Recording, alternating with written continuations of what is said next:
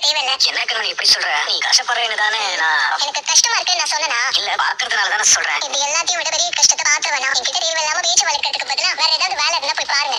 எங்க அம்மா படம் தானே இது. அப்போ எனக்கு இதுல உரிமை இருக்குல்ல. அப்ப கொடுங்க. விடுங்க.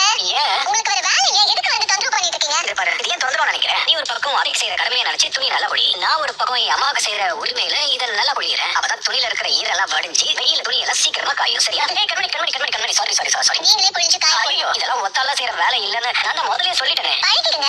கண்மணி கண்மணி கண்மணி சமையலா இருந்தா ஒத்தால நின்று 100 பேருக்கு சமைச்சு போட்டுருவேன். ஆனா இதெல்லாம் எனக்கு சரியா வராது. புரிஞ்சுக்கோ ப்ளீஸ். எங்க அம்மாவுக்காக நீ ஒரு வேலை செய்யறப்போ நான் செய்யக்கூடாதா? 1000 தடவை என் ட்ரெஸ் கஷ்டப்பட்டு துவைச்சு காய போட்ட என் அம்மாவோட புடவையை ஒரு தடவை புரிஞ்சு நான் காய போடக்கூடாதா? சொல்லு, யோசிக்காத கண்மணி. வேணும்னா உன் புடவையில நீ புரிஞ்சுக்க. என் அம்மாவோட புடவைக்கு மட்டும் நான் ஹெல்ப் பண்ணேன் ப்ளீஸ். ஓகே தானே? எனக்கு துவைக்க போட்டது எல்லாமே உங்க அம்மாவோட புடவை தான். அப்புறமா நல்லதா போச்சு. இல்ல ஒண்ணு இல்ல. இந்த புடவை நான் காய போடுறேன். இத புரியணும். இந்த பக்கம் புடி, நான் இந்த பக்கம் பிடிக்கிறேன்.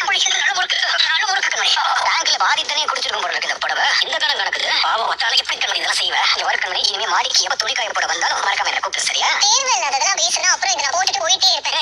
இல்ல சாரி டென்ஷன் ஆகாத. இப்ப பாரு, சைலண்டா நான் எப்படி வேலை செய்யறேன் மட்டும் பாரு.